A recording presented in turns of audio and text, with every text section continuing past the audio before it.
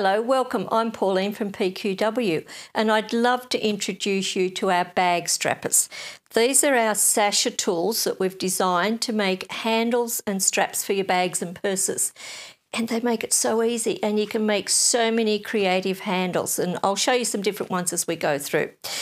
But if you have our regular Sasha Tools, like these ones here, these are the regular ones, you'll notice that there's going to be a lot of difference between the split, the width of the split here. These ones are made to put fabric and fabric only through. And we're going to fold the fabric, put it in here, and we push the tool with the iron to fold it for us. These ones, because when we make our bag handles or our purse straps, a lot of times we'll put webbing or foam or batting or all sorts of things inside the handles to give them a bit more strength. So I had to design these much wider to accommodate whatever we would put through with our fabric. So I'll just take you through and show you step by step some of the different really nice handles that you can make. So I'll put this one aside. Now we have two different sizes because, you know, our bag straps are going to be all, you know, we want to make them different sizes for different purposes. We have a 1 inch or a 2 inch wide Sasha tool. Now they are finished measurements.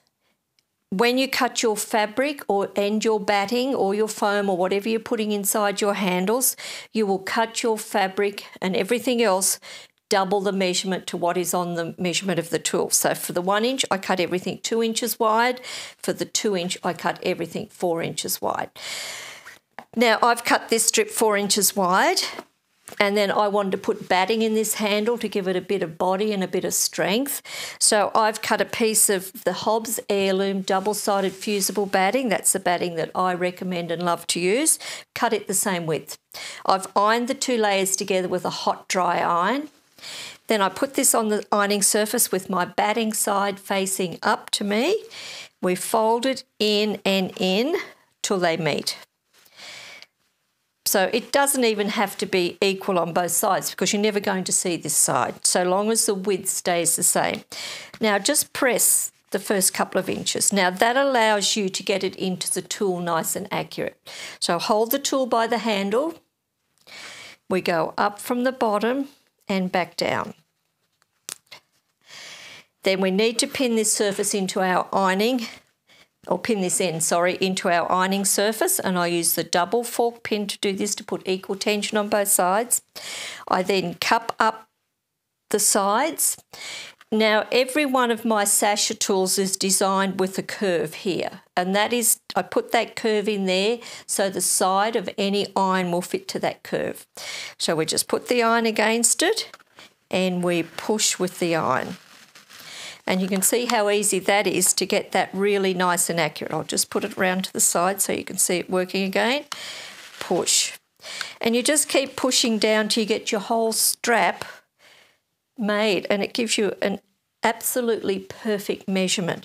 You would keep moving the pin after ironing about every 12 to 15 inches, because if you don't keep moving the pin, you don't get a good tension on the fabric so that you can push with the iron. If it runs off a bit, that these don't stay even on both sides, remember that doesn't matter because you're not going to see that side, and you just keep pushing down. Now I could then take that to the next step, and I'm going to just put this one aside. I've put this piece through. So this was a 2 inch wide. Now I'm going to fold it over. It now measures 1 inch. And this is why this width is so wide here, because we've now got our fabric and our batting folded over twice. So we're going to put that through.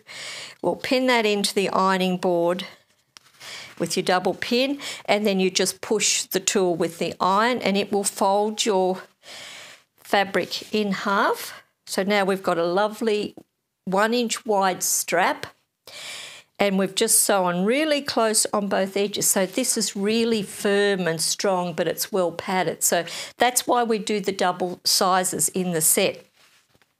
And just for some other ideas, as I did before, we put this one through the 2 inch.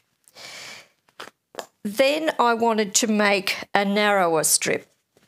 So I've come back And we've now used one of the regular sashes because we're not going to put batting in this strip. So this is a 1-inch Sasha tool. This was cut 2 inches wide. We pin into the ironing surface as before. We cup up the sides and we push with the iron. And you can see how it just slides through beautifully. So you're going to get a lovely, lovely straight strip. And once you get that done, come back and use the Roxanne glue basted. Lay this one over the top of that seam. So this is our folded side. And this is where it doesn't matter if this wasn't even on both sides. You're just going to lay that down through the centre so you've got equal distances both sides. Use your Roxanne glue basted. This is wonderful glue for doing this. And I find gluing it at this stage is much better than actually pinning it, because if I pin through here, it's going to distort through all that thickness. So we're just going to run the glue down each side. You don't need a lot of glue. Then once you've got it all positioned the way you want it, just set that glue with a hot iron. Now you can go to your sewing machine and you can sew right on the edge, and you'll get a beautiful, beautiful handle.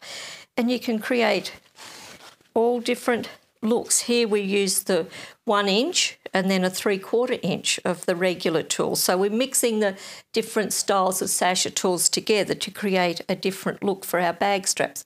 You can see by this one here, I've used the 2 inch bag strapper, the big green one, this one, to make that first piece with the batting inside.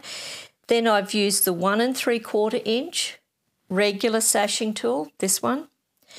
And then I've used the 1 inch regular sashing tools.